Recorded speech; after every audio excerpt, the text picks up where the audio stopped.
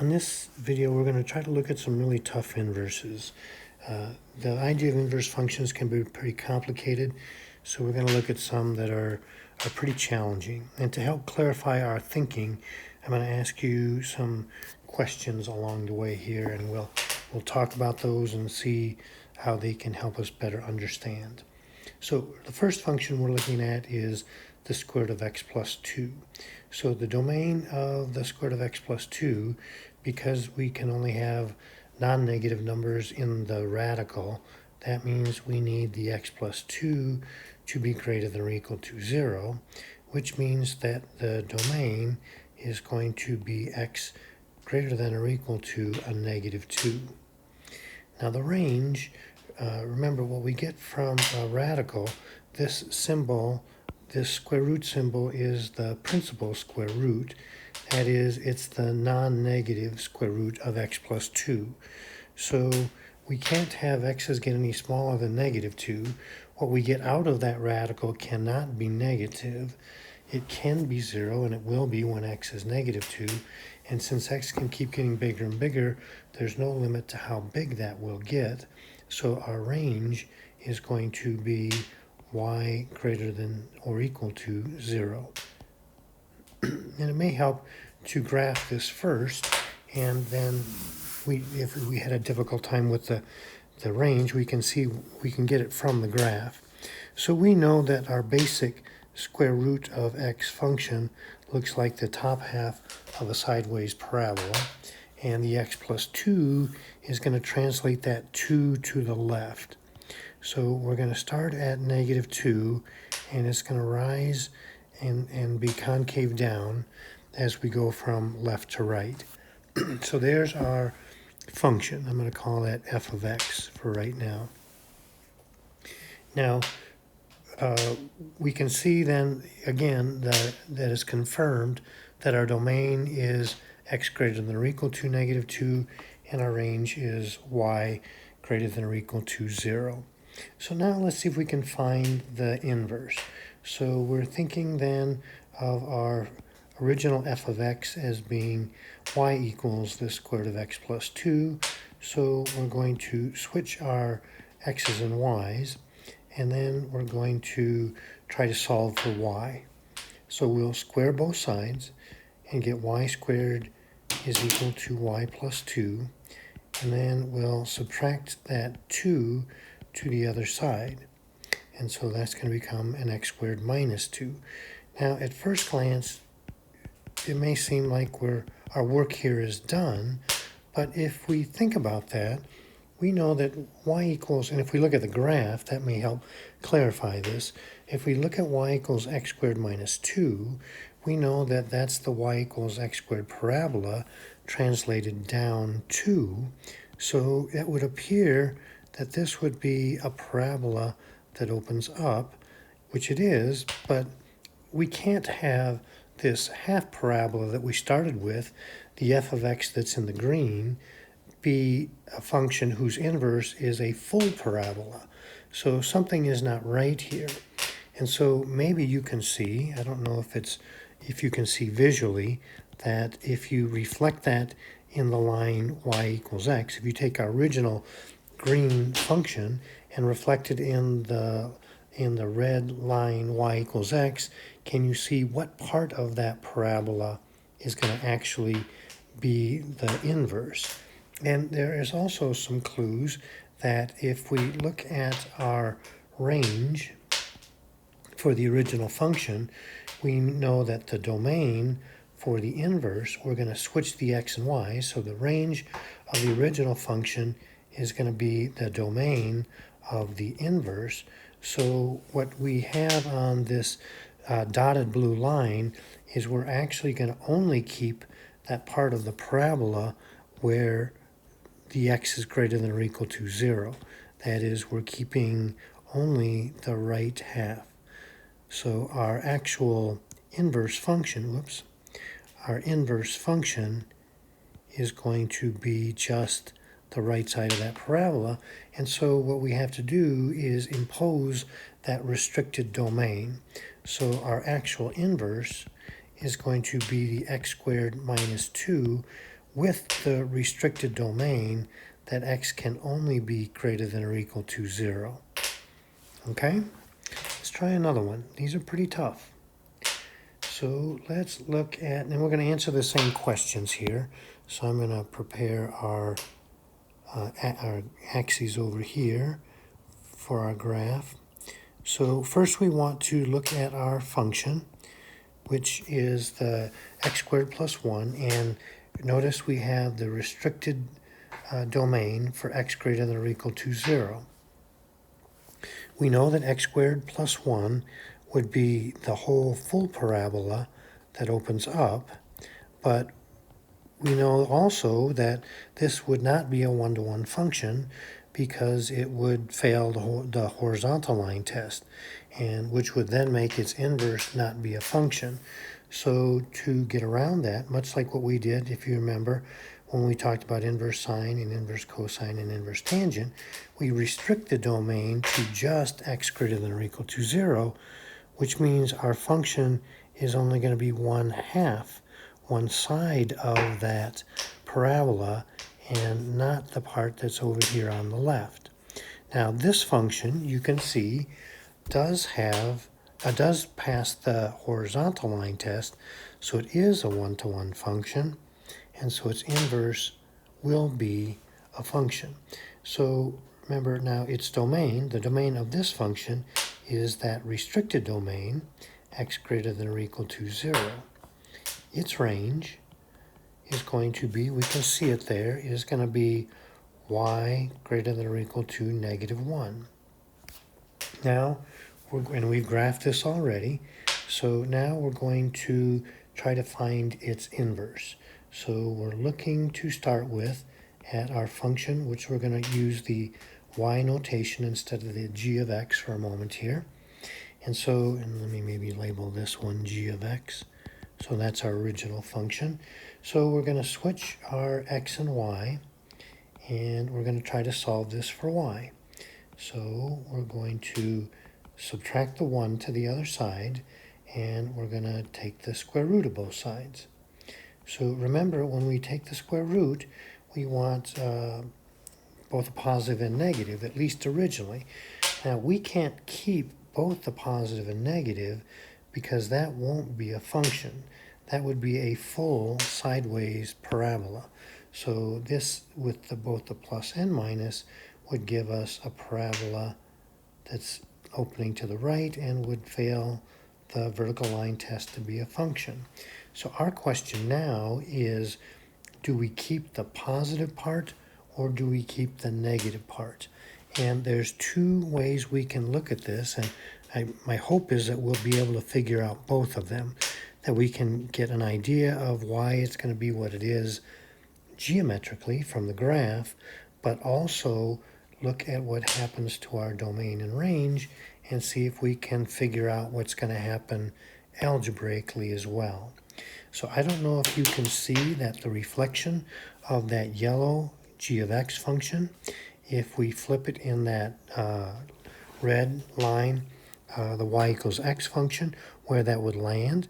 You can notice also, it might help that you can see this is starting at 0, -1, and so we know that the inverse is going to have to go through the point -1, 0, and then maybe that helps together with our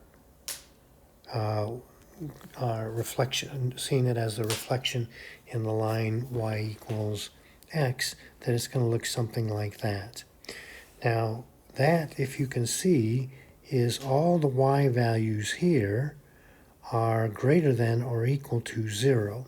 So that is one way to tell that our actual inverse, our g inverse of x, is going to be the non-negative, the positive square root of x minus 1. Alternatively, we can again draw our attention to our range in the original function, which was y greater than or equal to -1, will mean that the domain for our inverse function would need to be x greater than or equal to -1.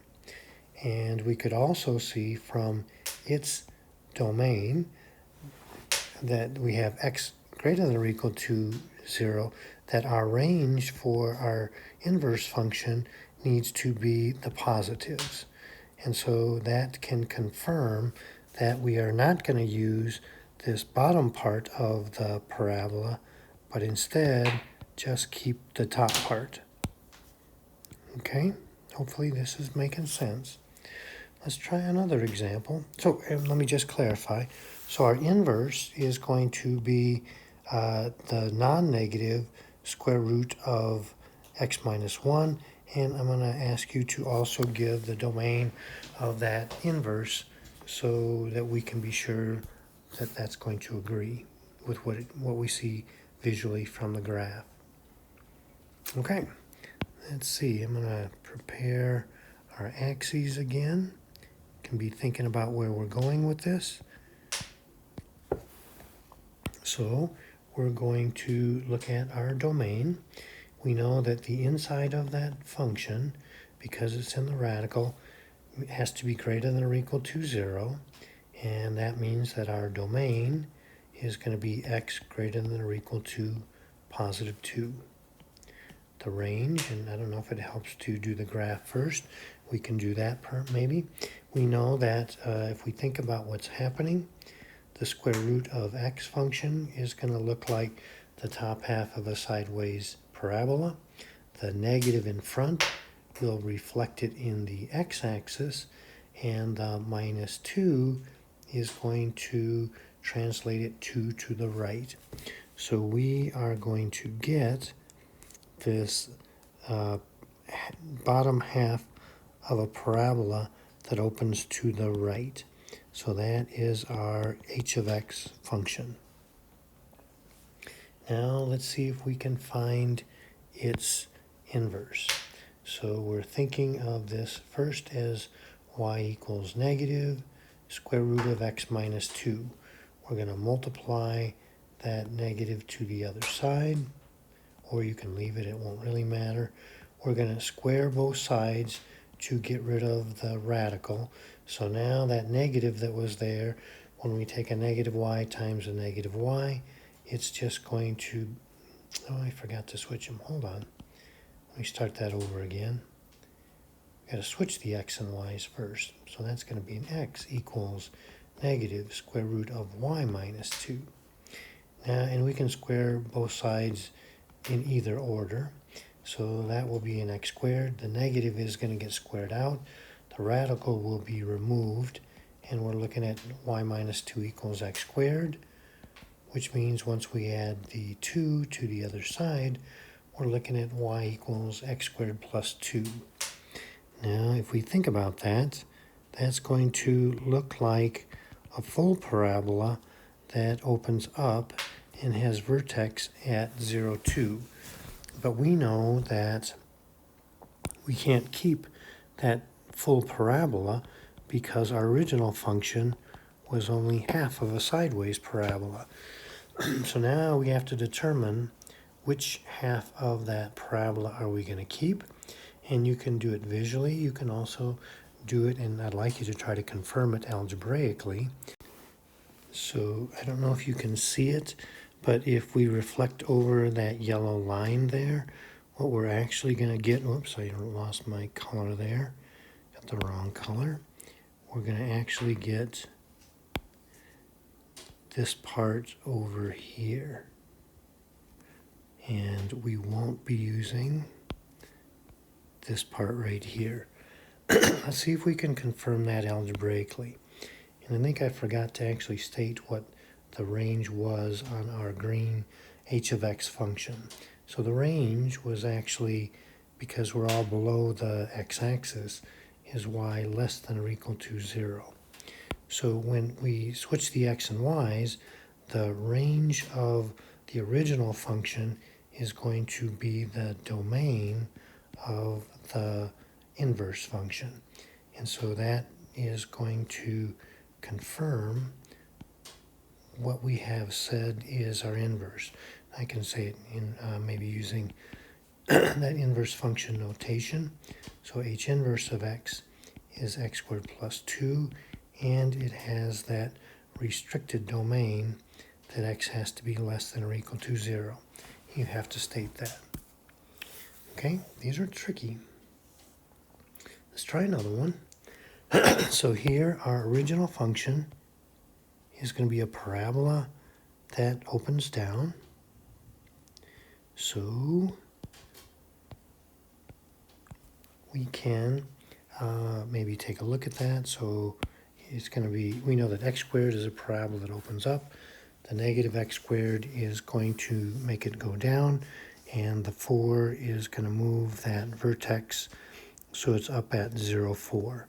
So we would be getting that full parabola, but we have a restricted domain that tells us that we're only going to keep the left side, the part where x is less than or equal to 0. So we're going to get this part of the parabola, and we will not get this part, the right side. So you can see now with the restricted domain that it is in fact going to be a one-to-one function, and therefore its inverse will be a function. So we know our domain is that restricted domain, x less than or equal to 0.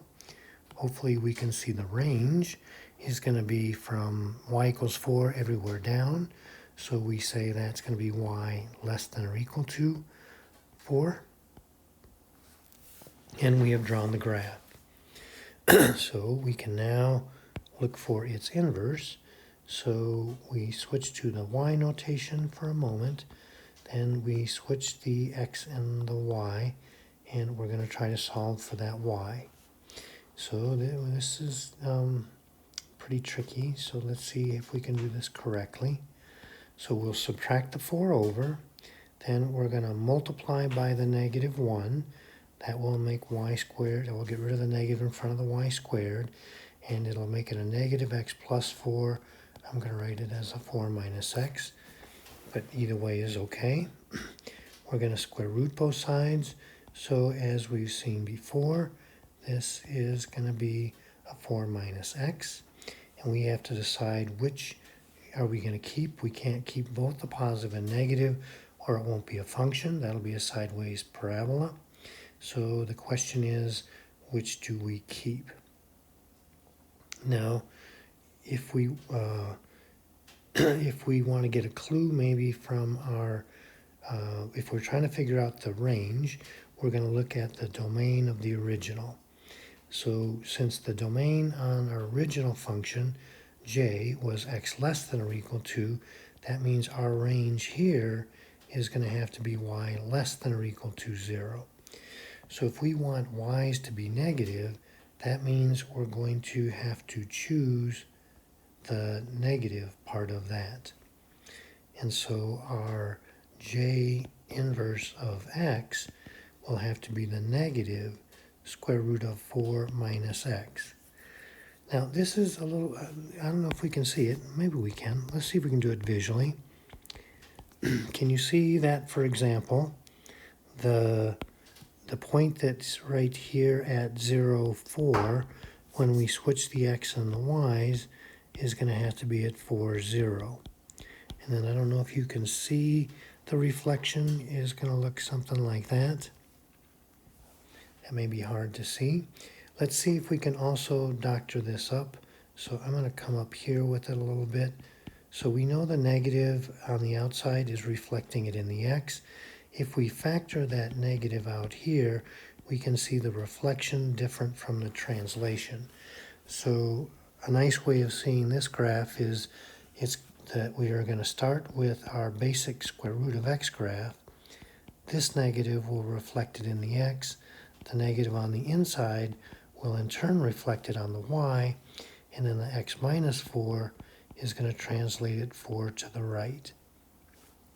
Okay? And so here is our inverse, and we should also state what its domain is. So we can do it one of two ways.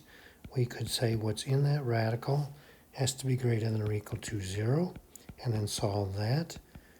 And when we divide by the negative 1, it's going to become x less than or equal to 4. We can also look at the range of the original and know that for the inverse, what the y is going to get replaced by the x, and so the range in the original function will be the domain in the inverse. And so there is going to be our inverse function. Okay? And for the hardest one. So I think I'll make my axes yellow here since I made the original function white. So here's going to be our axes. And if we try to graph this, that might be as good a way as any to start. Then we know that our original square root of x looks like this for a parent function. The negative on the outside will reflect it in the x. The negative on the inside will in turn reflect that in the y. And then the minus 2 is going to move it 2 to the right. So our graph is going to start at 2, 0, and it's going to be this parabola going down and to the left. So our domain we can get either from the graph or knowing that what's inside that radical has to be greater than or equal to 0. This is how we would do it algebraically. We can multiply through by the negative 1, and that's going to switch the direction of our inequality. And then we can add the 2 over, and we can see it's going to be x less than or equal to 2, which is what is confirmed by our graph. The range we can see is going to be y less than or equal to 0, and we have our graph. So let's see if we can find the inverse. So changing to y notation, and we'll carefully try to switch the x and y's and unravel this for y. So we can square both sides. Doesn't matter if we multiply the negative 1 over or not, because that negative is going to drop out once we square it. But the negative that was on the inside is still there. We can then multiply by that negative 1, and we'll get y minus 2 is now a negative x squared. And then we can add that 2 over, and you can call it 2 minus x squared or negative x squared plus 2, either way. So if we go to, now this is our inverse, but we're going to have to restrict its domain. So k inverse of x is so far going to be the 2 minus x squared or negative x squared plus 2, but we can't keep the entire parabola because we started with a half of a parabola. So negative x squared plus 2, we would start with x squared is a parabola that opens up, negative x squared opens down, and the plus 2 is going to move it up 2. So it's going to start at 0, 2, and we have to try to decide, are we going to keep the left side or the right side of that parabola. So I don't know if you can see it visually, which of those we're going to keep, and if not, we can get a Q from our range. So our range was the x less than or equal to negative 2, or the domain rather. I wanted the range. Did I say, yeah, the range over here was the y less than or equal to 0, which means the domain of the inverse is going to be x less than or equal to 0. So that hopefully confirms that we are going to keep the left side of that parabola. And that means that our restricted domain is going to be x less than or equal to 0. And that's going to be our last tough inverse. All right, very good.